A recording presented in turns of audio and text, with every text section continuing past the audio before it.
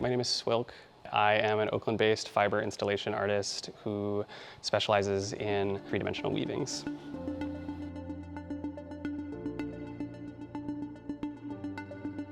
My work centers the emotional experience of home and belonging. I'm thinking a lot about how I spend years and years and years sort of building my sense of belonging, and I decorate my house and I, build it out and make it really, really my own. As the spider, in contrast, will weave a web and the wind will blow and it will get destroyed. And rather than lament, it will just rebuild, and it can build that space for itself anywhere that it is, and it does so over and over and over until the end of its life. In college, I had a friend who was learning how to weave nets. I joined her in this exploration. It took me a lot of years to get to the point where I could make webs that felt dense and sort of organic. But once I hit that stage, I started to take the project out and weave these pieces out on the street in places where I had experienced the emotion of home, whether that be on the street where I had a first kiss, or near a park where I had an important conversation with a friend. For so much of my life, this concept of home has been a charged concept, and I had noticed, especially when I was younger, that I was experiencing a sense of belonging so much more outside of my house than I was inside my house. I'd weave these pieces, I'd leave them on the street. The really lovely thing about the work is that it's ethereal and it's delicate and it breaks down. And I spend a lot of time sort of meditating on what that emotion meant to me while I'm making them. And then as they fall apart, I'm thinking a lot about places like my childhood home, where there's a new family living there and I don't live there anymore, and so I don't feel the same emotions about that place that I did when I was a kid. Similar to that, of how that emotion has faded, so do these pieces. They fall apart, they break down with time until eventually they are gone. That temporary nature is not finite because it can continue to be remade in so many different locations, and I think that is sort of the thing that I'm thinking about a lot as I make this work.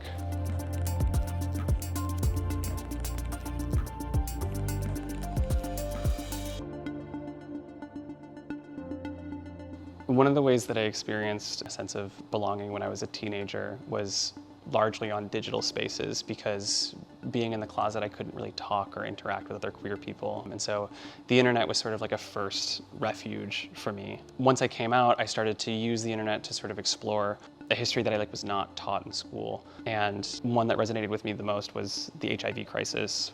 I grew up in the Midwest. There were so many different aspects of HIV that I was misinformed about. I went through a period of time where I was worried to embrace my sexuality would be dangerous for me. And even coming out of that, it took me years to even learn that PrEP was an option for me. I didn't start taking PrEP until my mid-20s. So the more I learned about this history, the more at home and the more secure and comfortable I felt with myself.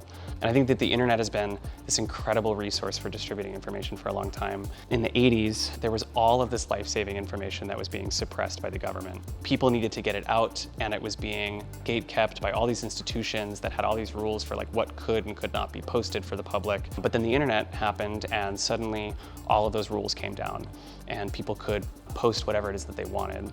And so activists started to organize people, and activists started to post life-saving medical information, but also there were these forums that would pop up where people who had a positive diagnosis but maybe weren't out, or maybe were out, could find community and talk to other people about their fears and joys and new things that were being discovered, and hope that they could have for a future. This started in the early 90s, and a lot of these spaces disappeared by the mid-2000s, around 2005, 2007. The Wayback Machine at the Internet Archive started documenting the internet in 1995, and so a lot of these spaces that have since disappeared have been archived in these servers. And so we've been conducting a ton of interviews with people who were positive during this time, or researchers who specialize in digital AIDS history, about what people were using during this time period. And we've been checking in with the Wayback Machine and checking in with the Internet Archive's library to see what is still there. And so we've compiled this list. We've connected all of these resources to the work that we're making here.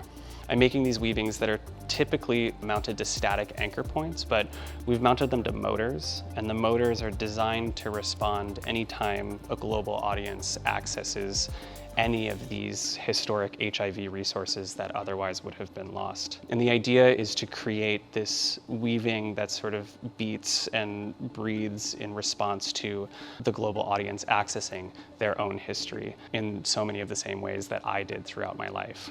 There are so many important historical documents that would have been gone. There are websites that were specifically designed for low-income people to access HIV treatment that would walk people through the steps of here is what you need to do, here's how to talk to your doctor, here's how to access this sort of healthcare. And if you go to those exact same websites now, there's one of them that is now, it's still a medical website, but it's in French and it's for a completely different subject. So the domain has since died and has been reestablished in a completely different space. And you can see where that change happens because the Wayback Machine also documented that transition as well. I think the more that I experience those voices and the more that I see those voices, the more comfortable and at home and empowered I feel in myself. It's been a really cool experience to explore all these things and make this work.